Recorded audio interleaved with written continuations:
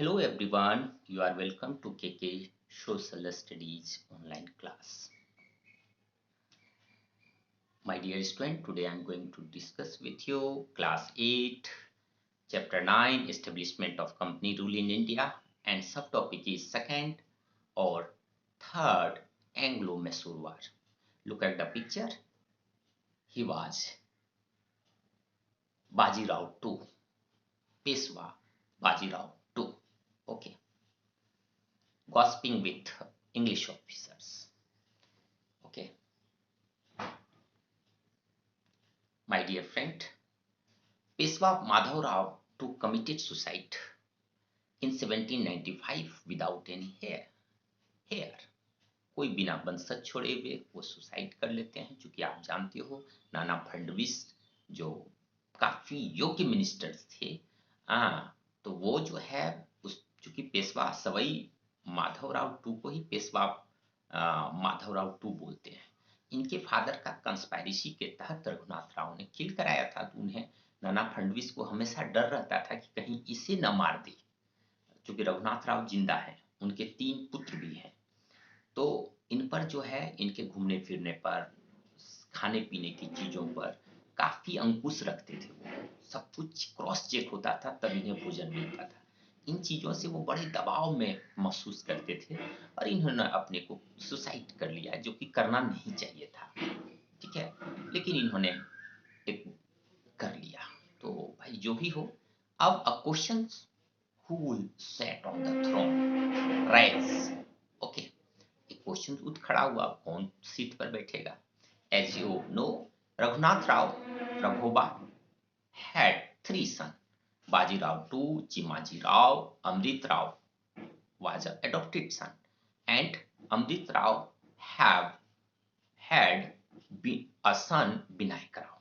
इनको भी आप नोट कर लीजिए, ये भी एक विनायक राव पेशवा की सीट पर कुछ दिनों के लिए बैठेंगे। ओके, अब उठ खड़ा हुआ। So Maratha chief elected Bajirao two as a Peshwa के रूप में इनको चुन लिए। अब all the Marathas chief they are quarrelling among themselves, who control Peshwas, कौन कंट्रोल करेगा पेशवा के ऊपर। चूंकि 1800 में नाना फडणवीस वाज डेड, सो ग्वालियर दौलत राव सिंधिया जो है इन्फ्लुएंस किए अब पेशवा को, और पेशवा इनके अंडर कंट्रोल में आ गए। इससे होलकर जो काफी ताकतवर मराठा चीफ थे, जो इंदौर में शासन करते थे, ये काफी चिढ़े रहते थे सिंधिया से। तो ये प्रश्न हो गई। अब होलकर ने क्या किया? To acquire more resources, Yashwantrao Holkar started freebooting campaign towards the north.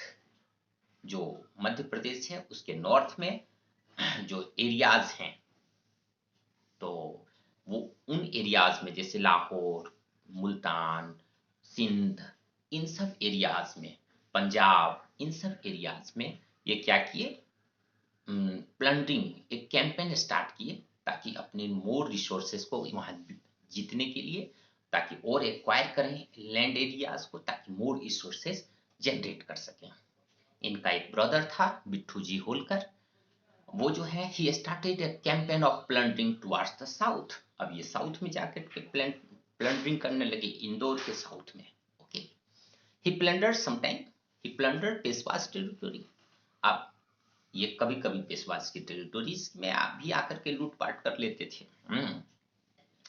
अब इस घटना से पेशवा जो है काफी एंग्री हुए और ऑर्डर सिंधिया कि भाई जाओ और विठल जी होलकर को डिफीट करो और इसे एलिफेंट के पैरों के नीचे कुचलवा दो।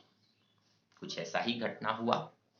अब दैट इवेंट एंग्रेड यशवंतराव होलकर। स्वाभाविक बात है, उसकी भाई की हत्या हुई है, तो होलकर काफी गुस्से में है। And Holkar decided to attack on Peshwas, combined force of Peshwas and Scindia. So a war broke out between two parties. In one hand, Holkar; in another hand, combined force of Scindia or Peshwa. but Holkar defeated the combined force of Peshwa and Scindia near Pune. So that was the entire event happening during that time. So terrified, Peshwa Bajirao two flee to Bassein. अब इस युद्ध में हार जाने के कारण वो भाग गए बेसिन में। अब क्या हुआ? The throne was empty.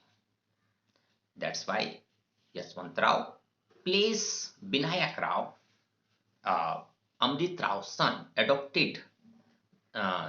Amrit Rao was an adopted son of Raghunath Rao, and he had a son, Vinayak Rao. So he placed Vinayak Rao Peshwa seat. इन्होंने खाली जगह क्यों रखेंगे, ये अब पेशवा की सीट पर विनायक राव को बैठा देते हैं। अब अपने पिता की तरह Bajirao two searching help in becoming Peshwa from the British. British के पास ये चले जाते हैं। नतीजा क्या होता है? A treaty of Bassein 1802 was signed between Bajirao two and the British. अब यहाँ वो एक ट्रीटी साइन करने जा रहे हैं, जो ट्रीटी सब्सिडरी अलायंस, बेसिकली यह सब्सिडरी अलायंस ही है यह ट्रीटी। इसके जब टर्म्स को आप देखोगे तब आप समझ जाओगे। तो अब ट्रीटी साइन तो दोनों के बीच में हुई। इस according to that treaty ready to surrender the city of Surat. Surat आपको दे देंगे ब्रिटिशरों को। You will not have any right to claim chauth on Nizam dominion. Britishers ने कहा कि निजाम अब मेरा एलॉय है, आप जो है निजाम में कोई चौथ मांगने नहीं जाओगे। 600 troop to be permanently stationed in his territory. 6000 सेना को आप रखो और उसका खर्चा भी उठाओ। सब्सिडी लाइन्स का ये पॉइंट है बच्चों। And ready to ceded a territory yielding of income of 26 lakh. अब पर एनम 26 लाख का टेरिटरी हमको दो, ठीक है, तभी तो मैं आपको मदद करूंगा ना, बदले में आप मुझे भी कुछ दो। We will control your foreign policy. मैं आपके विदेशी मामलों को भी देखूंगा। इन सब टर्म को पढ़ने से मुझे मैंने एक कंपोज किया है आपके लिए। जिंदगी तेरे नाम लिख दी है, बंदगी तेरे नाम लिख दी है, हर खुशी तेरे नाम लिख दी है। ये तो सब कुछ अब इस ट्रीटी में साइन करने के बाद सारा कुछ ये अंग्रेजों के हवाले कर दिए, ठीक है। अब Peshwa Bajirao two entered the subsidiary alliance with the British and got British protections against Yashwantrao Holkar. Yashwantrao Holkar से बचने के लिए इन्होंने ब्रिटिश ने जो है शो प्रोटेक्शन लिया।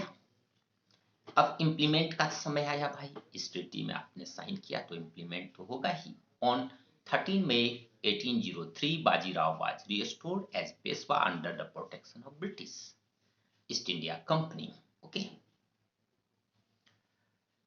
Treaty was not acceptable to all the Maratha chief.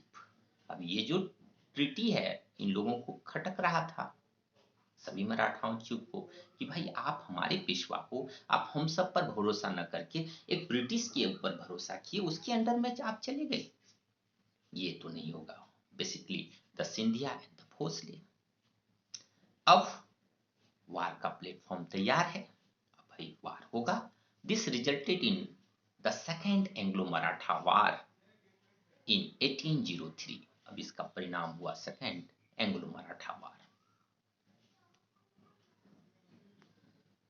So in this war, in one side, Scindia and Bhosle versus British East India Company, and in this war, British won the battle, and a separate treaty was signed. दोनों से अलग-अलग treaty britisher ने sign किया।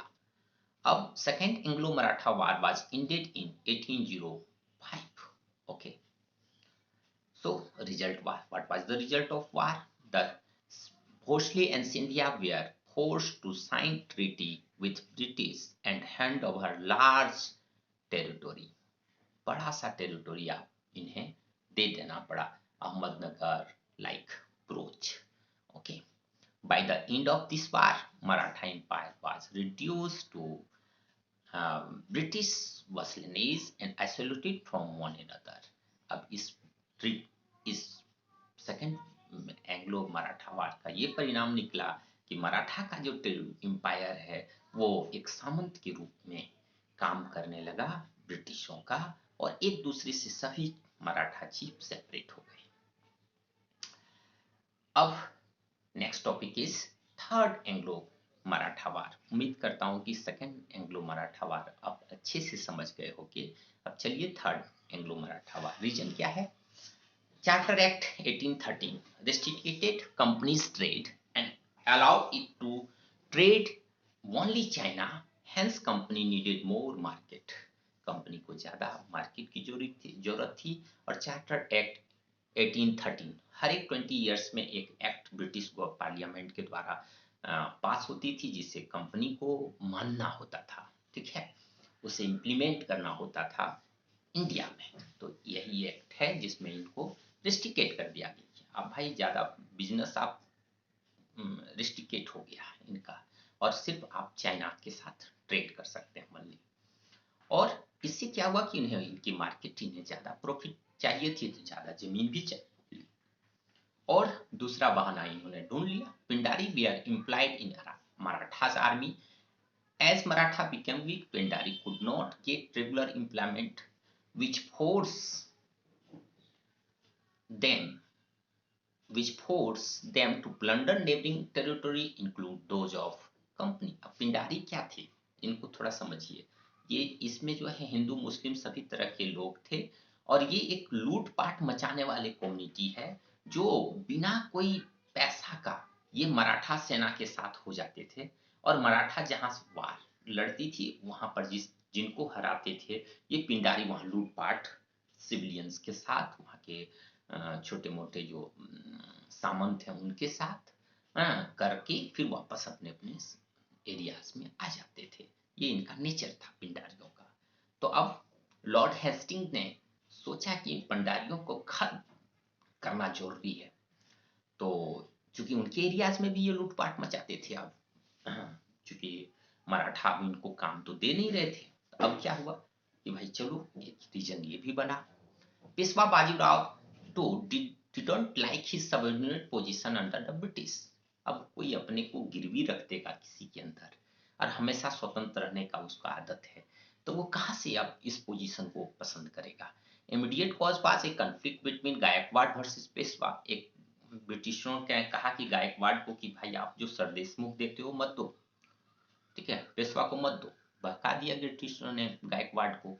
इसी में एक conflict हो गया पेशवा, और ये भी एक इमीडिएट कॉज हुआ. ठीक है, थर्ड बैटल का. अब the third Anglo Maratha war took place when Peshwa Bajirao attack the British presidency.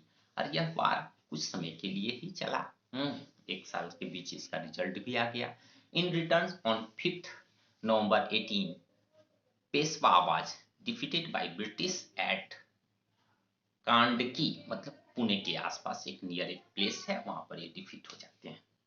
What was the result of third Anglo-Mysore Wars? So the British established the position of Peshwa, hence he proved to be the last Peshwa. पेशवाशिप इन्होंने खत्म कर दी. British made Bajirao to a pensioner and sent him to the Bithur near Kanpur. उन्हें बिठूर भेज दिया गया. Marathas were limited to the small kingdom of Satara. उनको एक छोटा सा किंगडम सतारा दे दिया, वहां पर उन्हें भेज दिया गया. This was the end of mighty power. Marathas के mighty power है, उसका खात्मा है ये. And the rest of the Peshwa's territory were annexed to the British Empire. वो British Empire के अंदर चले गए. So, my dear student, assignment question for you. What was the main cause of Second Anglo-Maratha War? And second question, what was the result of Third Anglo-Maratha War? Thank you for listening and watching me.